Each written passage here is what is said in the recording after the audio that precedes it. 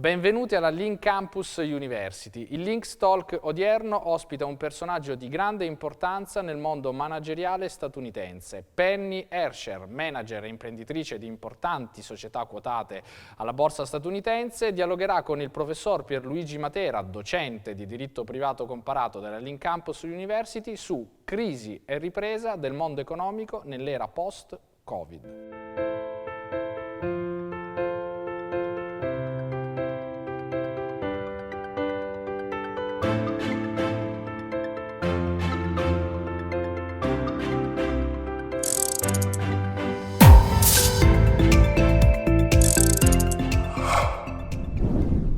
Hello.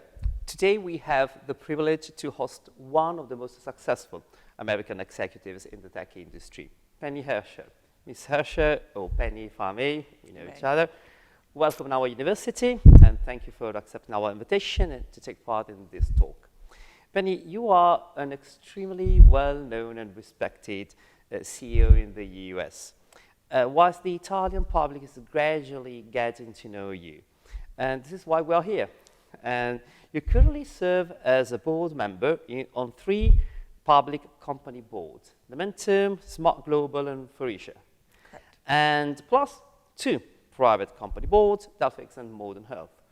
But over the last 20 years, you served as president and CEO of 2 technology companies, Simplex and First Rain. You actually took Simplex public and then sold it in 2002, and also sold First Rain in 2017, if my memory serves me right.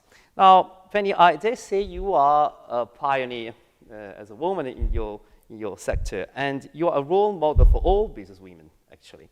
And you are based in Silicon Valley, and your British accent notwithstanding, you were born in Palo Alto, so in California.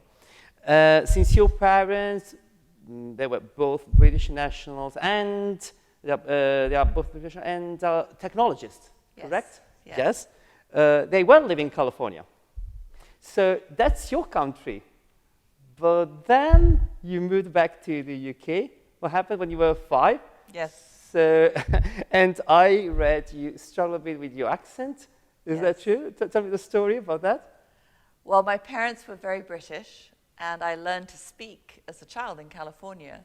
And so when we returned to the UK, I spoke with an American accent, which appalled my family. And so I had many years of speech training to learn how to speak like the Queen again. And now your accent is classified as mixed accent? Transatlantic. I have a transatlantic accent. That's nice. You started at Cambridge when you were 18. And I know you hold a BA and an MA in mathematics and from the University of Cambridge. So Yes. it's been math ever since, no doubt. Math since I was yay high. Oh, gosh. But actually, your grandmother was a researcher too in Cambridge, and she Yes. conducted research studies on vitamin C, didn't she? Correct, yes. Okay, so it's family. But, Yes. but mathematics was your passion since you were a kid. Yes. And then, how did you end up in Silicon Valley again? I mean, it's a great place to end up. And, I mean, fill us in with some details on your background, on the early stage of your career. What's your story? Well, I graduated from King's College, Cambridge with my degree in math and needed a job because my husband was still studying, finishing his PhD, and I was a woman. So that was a very difficult combination. And I worked in the UK for about 18 months as an engineer. I taught myself how to program, taught myself how to type first, then how to program, and then got a job as a programmer. And I realized I was never going to get promoted. And my husband was from New York many, many years ago. And so we put the cat in a box, got on an airplane, and went west to California. Oh. So we have been in California for almost 40 years because we needed work. Basically. And again, it's a return to California. Yes. Because you were born there. Yes. So, and do you like it? It's a wonderful place to live, but even more, if you are a woman, it is a wonderful place to work. It's a good point. And now we are going to the tech industry subject, which is one of the topic of today's talk. And all the corporation you serve and served in as a director operate in the fast-moving, ever-changing tech industry. And you are an authority in this field. When you give a lecture to our students, I say that if technology were a cult and Silicon Valley were a church, you would be a minister of the temple. So, would you enlighten us about new trends and challenges in this sector? I mean, I remember the sentence, once Mark Andreessen wrote in the Wall Street Journal, there was a piece in the Wall Street Journal, if my memory serves, and that software is eating the world. Okay, wasn't it? It was Mark Andreessen, yeah, yes, okay. Correct. So what do you think about that? Is this sustainable? So the last 20 years have been absolutely fascinating for the software industry because we've moved from software being a thing you buy to software being a service that you lease or you pull from the cloud on an as-needed basis. And it's completely changed the economics of the industry. It's one of the things that's leading to these sky-high valuations of companies like Salesforce or even the new startup Snowflake, because the Wall Street and the investors can see that this is an annuity. This ability to make money from the software that you provide is an endless, ever-growing stream of income. So it's changed the economics. It's had money pouring into the software industry. And now one of the problems we have actually is not enough of the students are graduating with hardware skills. Everybody wants to write the next food delivery app instead of solving a medical device or a chip or something to make a physical product smarter. All the money is pouring into software. But there is no field in this world today that is not being transformed by what's happening with software. So it's a very exciting, fast place to work now. Before that, we had the distinction between tech industry and known technology industries and businesses. But then the typical example is restaurants. But then software gets into the known tech industry and the known tech businesses. And so the result is software is everywhere. So you're right. But is this sustainable? Yes, because every aspect of our world needs to be captured and the data needs to be captured and analyzed. I don't care if it's a jet engine on the airplane that you fly to the States in, or it's how you design a drug in a pharmaceutical company. It is all being done by software modeling the data now. Data is the exploding source of information that we have. And we're learning so much about how we can manage our systems and manage our technology in everything. Drugs, engines, road design, every aspect, not to speak of course, investing. So I think we are at the beginning of a 150-year revolution. You think about the Industrial Revolution. 150 years from sort of 1750 to 1900 was this big change in the way humans lived physically. From 1950 to, 2100, massive change in how we interact with the data in our world. And that's what software is doing. And data is going to be also the issue, because they say data is the new oil, but you mine oil from the ground, from the earth, but you mine data from us. From us, from our behavior. Yeah. From our and behavior. That's quite interesting, and we go to a totally different topic, which is quite challenging. So I see the future has got some challenges in store, and I like the way you approach it, because it's very mathematician, style. Everything is data. You're quite correct. But the pandemic disrupted the tech industry too. There are some issues, and tech companies are suffering. For example, this chip shortage. This is just an example. Now, causes and consequences of this, and how is this affecting your specific sector? So the semiconductor shortage is, again, unexpectedly interesting because it is in the lower technology parts. As COVID hit, many of the companies that make chips pulled back on production. But they pulled back on the lower margin parts, not the high margin parts. So the large processors that are used for AI or for network infrastructure, they're just fine. It's the cheap, low margin parts that were pulled back.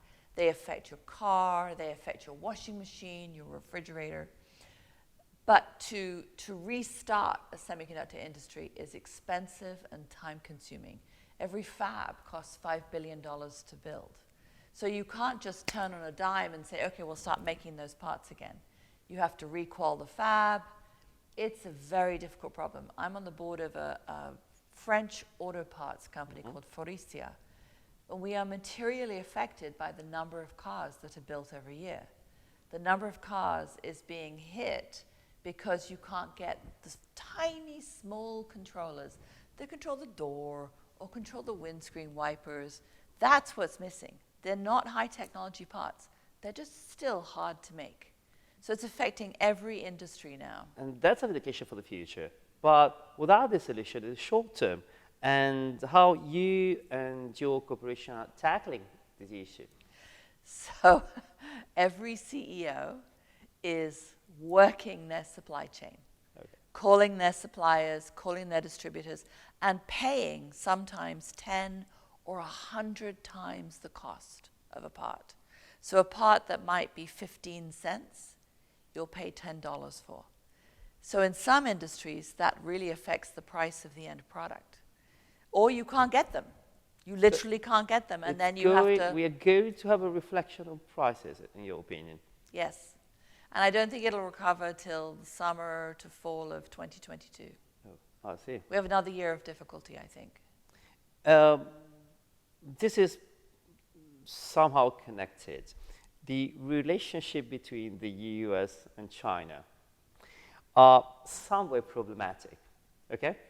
I'm being a diplomat. I'm trying to be somewhat problematic, okay? Yes. Biden's administration seems to be shifting the focus of its foreign policy on China. So now it's under spotlight. So how is this affecting the tech industry, and how is this affecting M&A? So there's two very interesting parallel paths going on. One is control of the underlying technology, particularly in semiconductors. So some of the world's most sophisticated semiconductors are made in Taiwan, and they are made with technology that is uniquely American. So you actually can't make these parts without buying semiconductor capital equipment from the US. So I think there is a power struggle emerging in China's desire to be independent in semiconductor, because semiconductor is so fundamental today to the way we build technology. So that's one plane. The other plane is the economic control. Does China have economic control over our intellectual property? Has it been taking US intellectual property? And you have, with M&A in particular, you have a power struggle of who's going to be the final arbiter of whether an acquisition is allowed to go through or not. And so now, as we sit in the boardrooms considering acquisitions, a key topic is, will this get through China? Will this get through SAMR? And if not, you don't even bother. So, or will it take a year? Will it take 18 months? So it is like a cloud over tech M&A. Even one US company buying another US company, if they have any business in China, you need Chinese approval. So there is this mutual dependency, and yet this mutual wrestle for control. It could get ugly. It could get ugly. I can see that, and I think that politics is going to be a remarkably important factor in the solution to this riddle, because it looks like a riddle to me. Yes, it's not clear what's going to happen. And so what will it look like in 10, 20 years from now? I think China will move heaven and earth to become independent, to not be dependent on US technology. And I can understand why. That for a country that wishes to become an equal power in the world. They do not want to be dependent on the US, and today they are. I read some days ago a piece on a magazine. They contended about the artificial intelligence that we are losing the war with China, or maybe it's already lost. And we will need 10, 20 years to catch up. I don't know if this is true, and it is so, the gap is so dramatically important, but artificial intelligence is going to play a prominent role in the future, for sure. So the potential and risk of artificial intelligence, in your opinion, and is that true that we are, we are struggling to keep the pace? So I don't know that we're significantly behind China in the core technology. I don't believe we are. We're applying it differently. The United States is applying the technology to make money. China is applying the technology for security. So if you've been to China in the last 5 years, you have your face mapped as you enter the country. Every citizen can be tracked. It's definitely being deployed for the security and politics of the country. We're doing it for social media. But AI is in its infancy. From a math perspective, it is in its infancy. It is not terribly good today. It's not very helpful today. It's just this much of a solution. And over the next 100 years, it will become a very strong solution space. But today, we need more compute power. We need a lot more sophistication in our development of training sets to actually design the algorithms necessary to really do true artificial intelligence. It's at the beginning, nascent era, I think. But it also implies some risk. Okay, there's no advantage without the risk, we know that, but still, I think we need to manage that and think about the algorithms. And you mentioned the social media, which is, again, another hot topic. So do you think that, China is let's say, differently equipped to manage those issues than Western countries, probably? Maybe because we pursue different priorities, as you mentioned. So I can see the way I can predict the way probably the US and Europe are going to manage those risks. Do you think those risks will be hard to manage if we do that unilaterally, and we should talk politically with China and other players about those risks, or you think we are going to have different risks and manage it differently in different countries, in different areas of the world? Democracy is inherently messy. It is not progress in one direction. It's some progress, some fallback, some progress, some fallback. A well-run dictatorship is much tidier. A hostile dictatorship is not. So I think the technologies will develop in somewhat different directions because of the political climate. A dictatorship is much more efficient. So that was my point. Beautifully said. Thank you. I mean, so you do believe that the political climate will affect the way technology will develop. Okay, yes, that's it. But I also believe very much that human beings are driven by greed, and I think the capitalist system works. So we might try to make it better. The sheer desire for forward progress will. And China is doing great on that. Yes, so but I think the West will sustain because natural greed will prevail. So you are bringing me to the next question. So thank you, because I would like to introduce, the topic of governance trends and capitalism and inequalities. Well, that's some controversial and highly debated topics, like your opinion about. They all involve capitalism, and in particular externalities and inequalities created by capitalism. Now, I mentioned, we had the talk, that I was quite impressed by the statement issued by the Business Roundtable. Just a quick recap, a brief introduction. On August 19, 2019, as you know, almost 200 CEOs of America's largest corporation, the Business Roundtable, was mentioning, overturned a 22-year-old policy statement that defined a corporation principal purpose as maximizing shareholder value and shareholder return. Now, in its place, they adopted a new statement on the purpose of a corporation, declaring that companies should serve not only their shareholders, but also deliver value to their customers, invest in employees, deal fairly with suppliers, and support the communities in which they operate. Now, this year, they marked the second anniversary of this new statement on the corporate purpose, and they insisted that to succeed and profit over the long term, directors and officers, I'm quoting, need to consider the interests of all of their stakeholders, invest in their employees, keep the trust of their customers, partner with their suppliers, and be a good member of their communities, all to ensure that their enterprises flourish far into the future. The best modern CEOs have been running their companies in this way for a long time.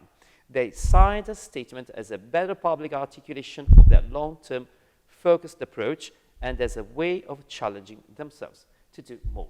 Well, first of all, if they did so, if they have been running corporations this way, we shouldn't have problems.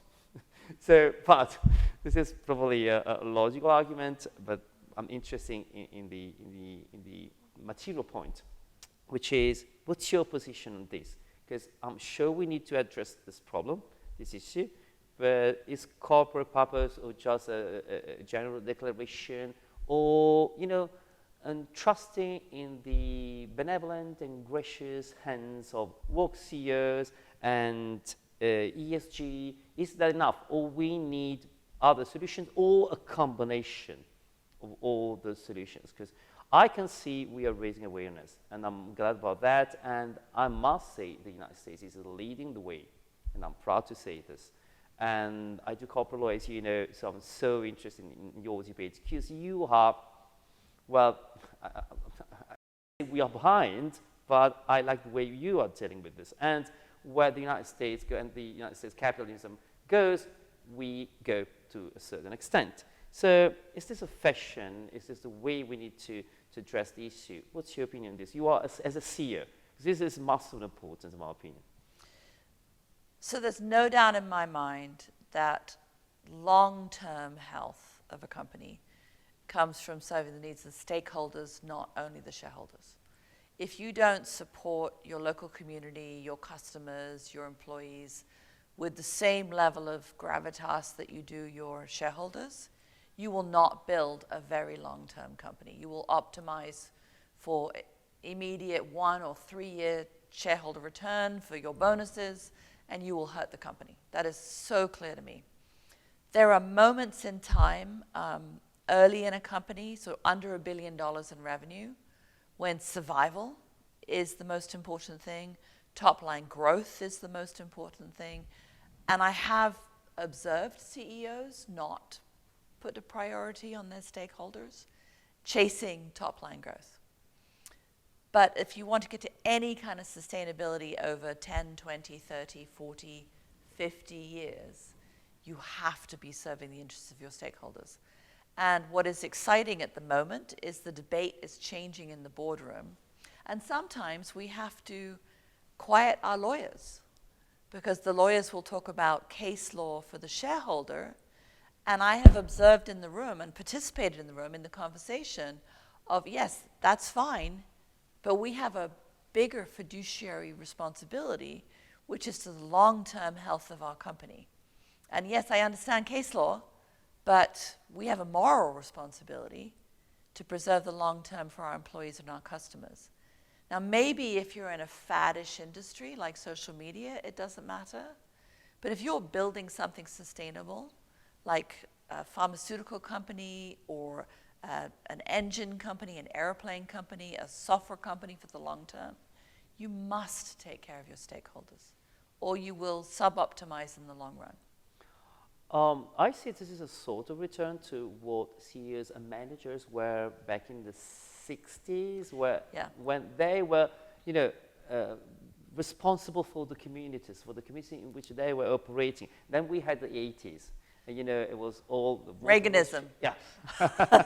it was all, Wolf of Wall Street and, and takeovers and, we don't need to build value. And this is like being back to that kind of approach. Yes. And I remember there's a book by Brian Sheffield, which is A Public Company Transformed, and that's different ages of managerialism. And I can see that. So do you think that stakeholderism is something important? But, some might contend that having a broader corporate purpose could be just an excuse for managers to justify, mismanagement or a transaction which is detrimental to the corporation. So yes, but I did it for the community. So, I did it for the, for the environment. And on the top of it, some scholars, they contend, yes, but we need to measure. For example, ESG. Now we have the, how you disclose about the ESG. The Securities Exchange Commission is making an intervention on this because, it's also marketing. Because if you're not, environmental and social, if you are not inclusive, then the market, in the United States for now, and hopefully soon in Italy as well, will punish you and will punish your product. So this way they transform the interest of the corporation in pursuing those values as well, because the market is going to reward you or not.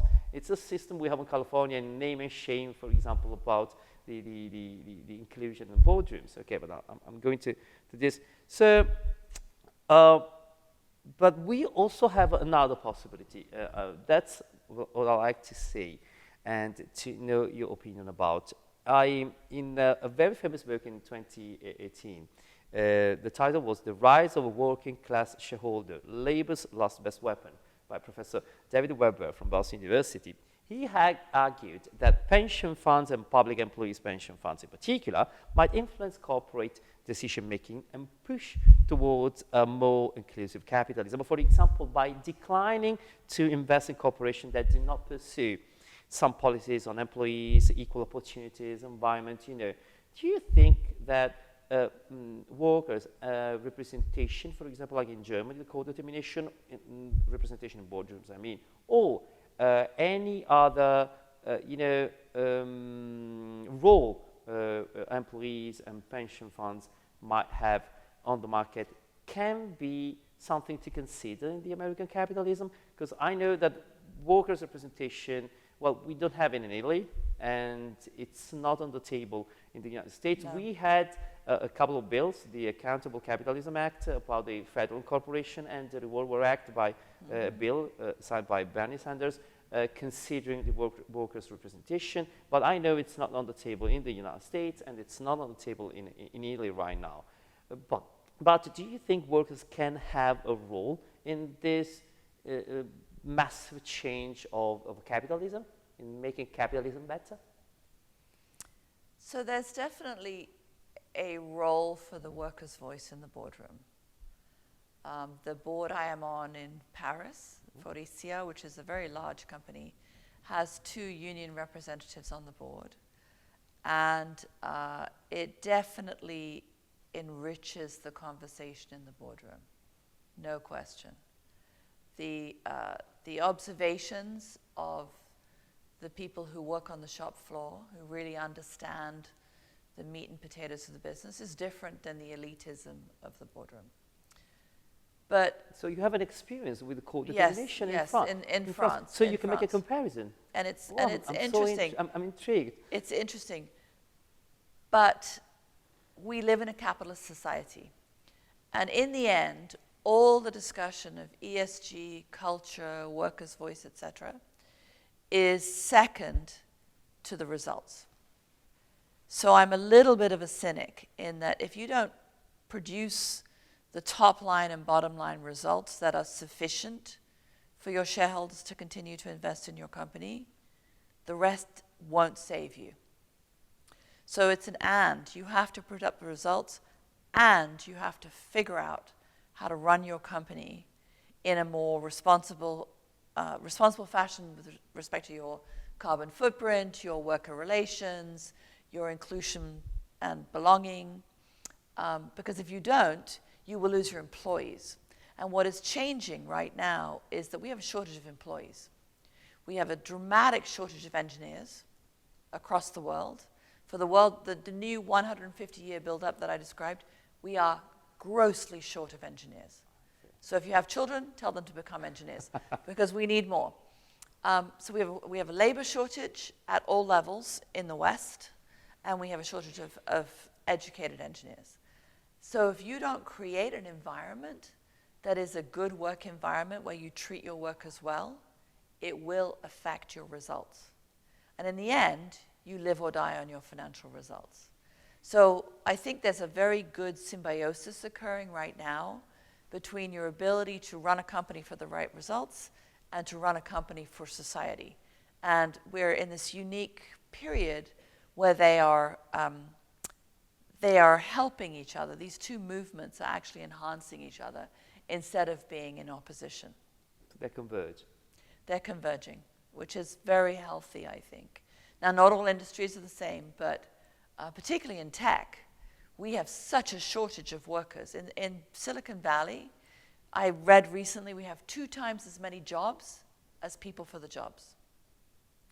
We have a tremendous shortage of qualified people.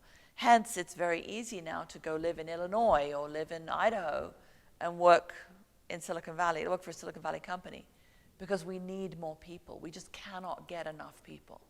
So if you don't run a good company that is good to work for, you don't get the engineers.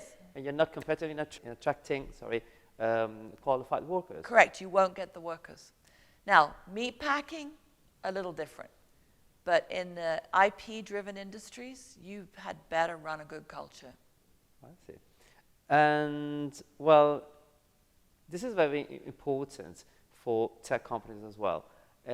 My next question is about the climate change and the climate crisis, actually. I like to call it a crisis. Yes. Because it is. And how quickly do you think corporations will respond to climate crisis? And what are the differences between Europe and the US? Because since you are in this unique position to serve in both across the ocean. So Europe is much more heavily regulated, and so moving faster. Without question, moving faster.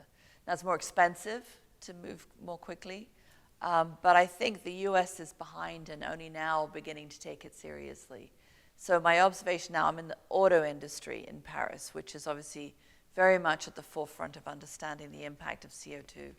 But I think the regulation in Europe is helping European companies materially program it into their way of being that they have to protect the climate. The US, I sit in many boardrooms and it's an academic discussion. It's not hitting hard yet. It will, because I think BlackRock, Vanguard, State Street, they will make it hit hard, but it's not hitting hard yet. So do you mean that European companies are right now better equipped? I mean, and American companies are behind, and so European companies will be more competitive when it comes to environmental climate crisis and the response to climate crisis? They're moving faster in response to the climate crisis, yes. But it's because it's regulated. Okay, I see. Which is a way probably we should. It's a way to do it. Yeah. It's a way to do it. Because we select the value through the legislative process because there is a democratic drop embedded in it. So we cannot just hope that people behave or that CEOs and corporations will be aware of that, and well, we hope so, but we need to go through the legislative process, which has the task to transform values we select as important in rules. Mm-hmm. Okay, so I like your point. But Penny, there's another point I worship you about, because you are an advocate for women's rights. And we had a talk about this because we are trying to improve our legislation in Italy too, and I was asking for your opinion. and for your valuable suggestions. And you broke the glass ceiling, okay? Because you are a CEO in Silicon Valley and you are a businesswoman. And so I'm sure that you are an inspiration for young businesswomen. And we have students outside waiting for you, and they want to meet you. In 2018, California became the first US state to introduce a mandatory board gender quota for all firms headquartered in the state.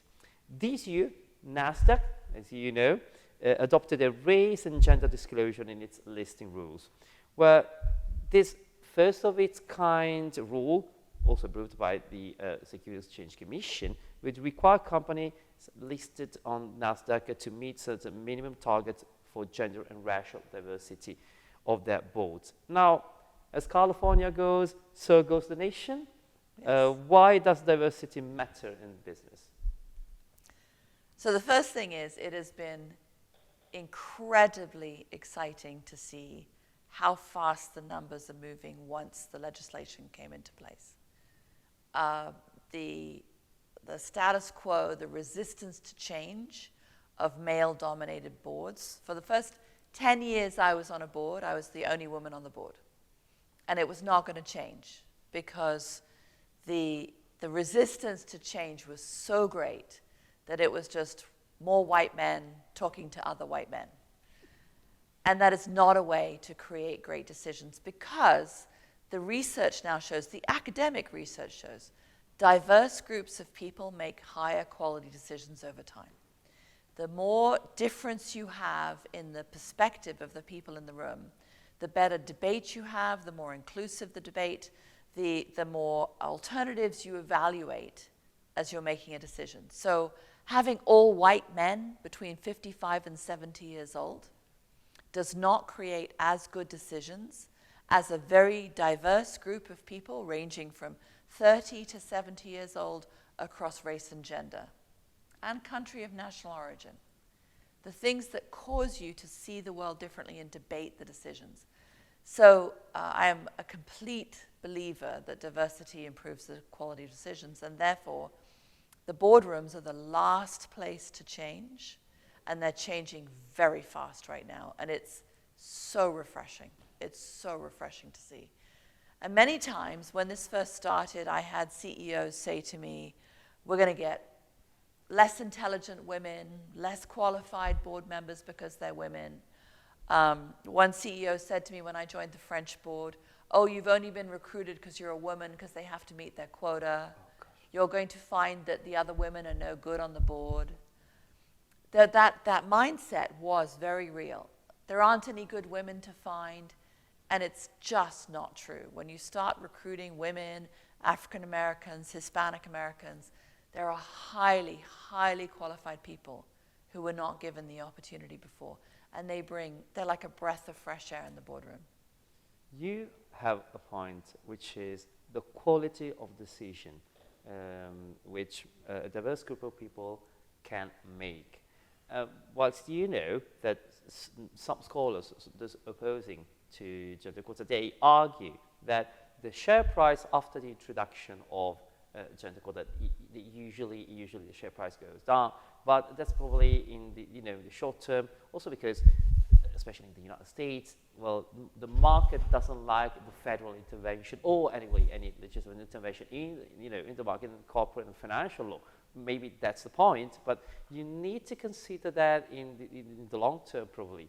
That's the point. But the quality of the decision, and we have academic researchers on this, that's the point. You are so right. But what do you think we need to do now to rebalance and to cancel any discrimination? Because I see that in the NASDAQ rules, we also have the quota for other underrepresented categories, which is massively important. And again, it's in the logic of diversity. So you're so right. What's your opinion on those rules, and what do we need to do more? I think that shareholders have a significant role to play in being demanding of companies that they diversify their executive teams.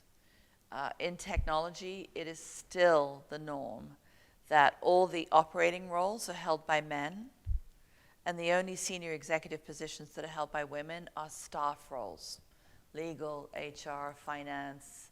That is prejudice.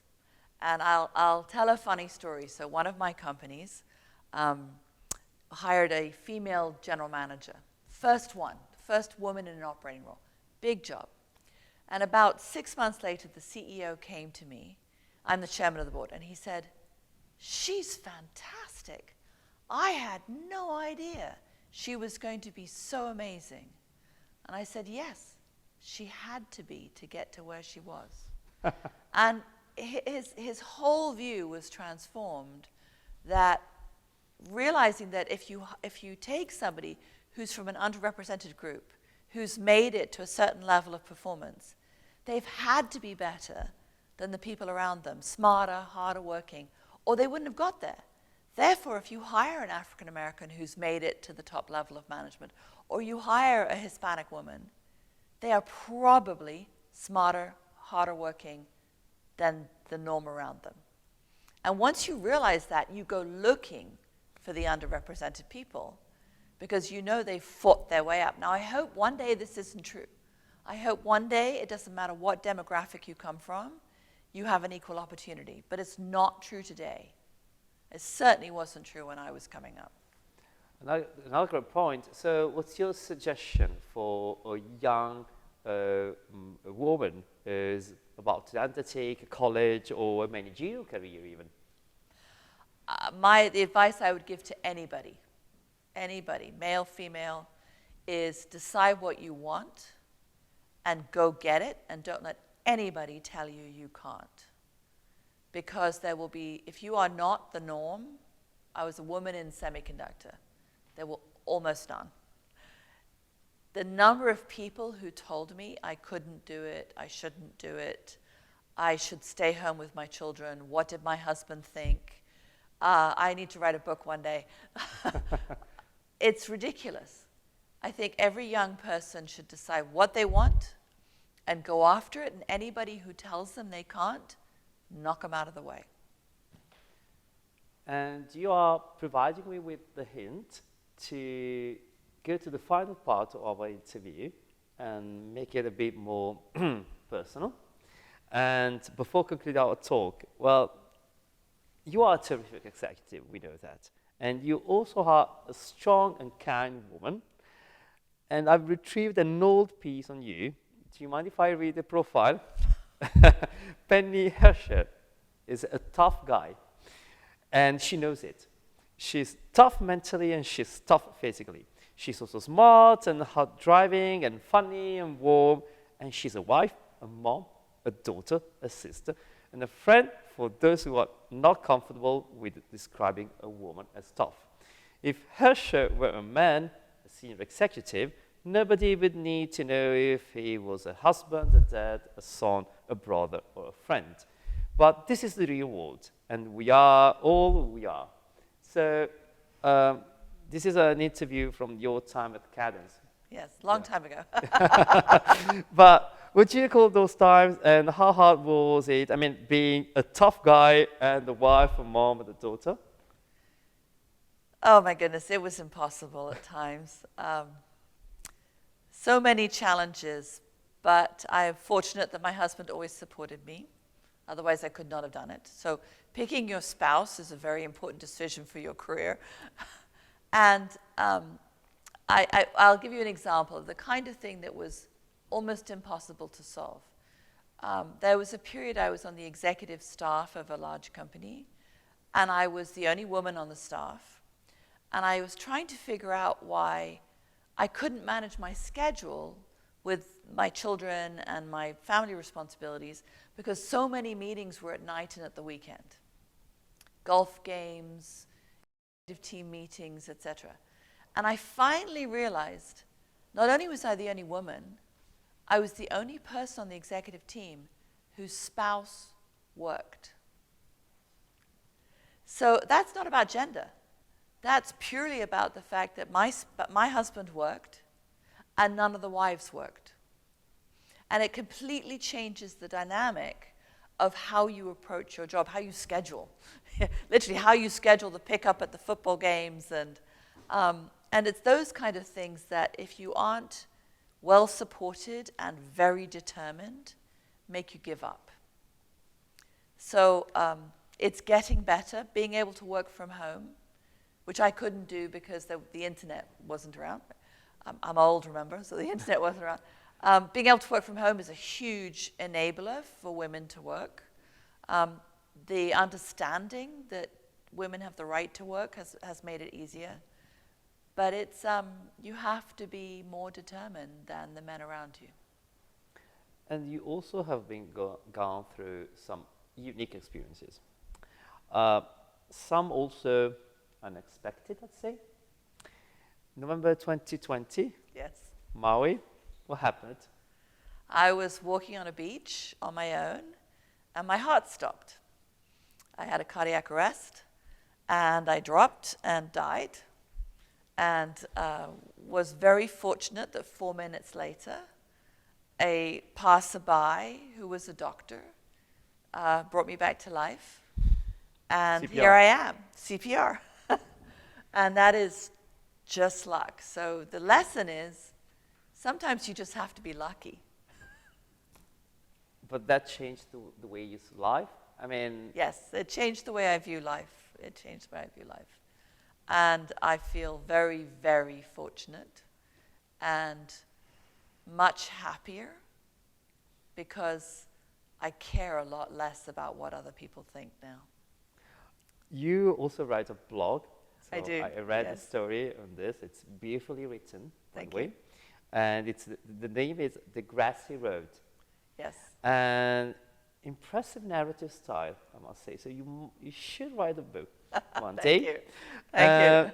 Tell us about your blog, why you write this. It's a way to share experiences. And then, to conclude, I'm going to a sentence I read there. But please, fill out in. So I started writing the blog probably more than 10 years ago now. And my initial motivation was actually to try and understand the medium. I wasn't understanding social media. I wasn't understanding why people wrote. And so I just started writing to try and figure out how did this work with your brain? How to figure out what to write? And I found that if I wrote about my experiences from the perspective of sharing my experiences for the benefit of others, I got lots of positive feedback. And so that became rewarding in itself. I actually haven't written very much since November, so I need to start writing again. But I started taking... You wrote a post a few days ago. I wrote one post since November, right? But I started taking everyday experiences as an executive with my team, with my customers, on boards, anonymizing them so I didn't embarrass anybody. I don't write about people's names. I never use people's names on the blog. But to try and share the experience so that hopefully young people who read it can go, oh, okay, I've just been in that situation. That's how she dealt with it. Maybe I'll try that next time. So it's purely to share the experience for the benefit of others. And I enjoy the process of writing. I find it rewarding to write. So. Your post about the cardiac arrest is an inspiration. And the last one was about loyalty. There was a picture of a dog you took in Florence. Yes, it's a Florentine dog rooting for Italy at the soccer. Last question, Penny. A sentence in the page where you tell the story of your cardiac arrest impressed me a lot. I will see Rome again before I die. Here I am. So what's your relationship with Italy and Rome and, plans for the future, dreams in the drawer? So I have been coming to Rome now for 17 years. And I think, to me, it is the most beautiful and most fascinating city in the world. It is a city and a country that has influenced Western civilization in such a pervasive and profound way that, and you see it as you walk the streets of Rome. You see 3,000 years old, 2,000 years old, medieval Renaissance, modern history, and it's the appreciation of beauty and culture is built into the way people live here.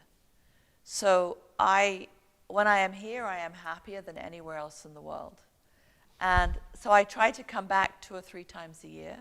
And as you know, I am now studying Italian because I would love to be able to communicate with my Italian friends. Do you plan to leave, to retire nearly one day? No, no, but I plan to spend a lot of time here. And the history, the culture, the artistic beauty are unmatched for anywhere else in the world.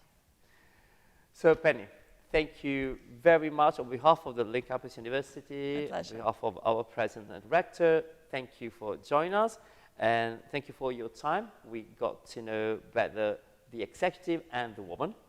And thank you for the suggestions, and thank you for sharing your story and your wisdom.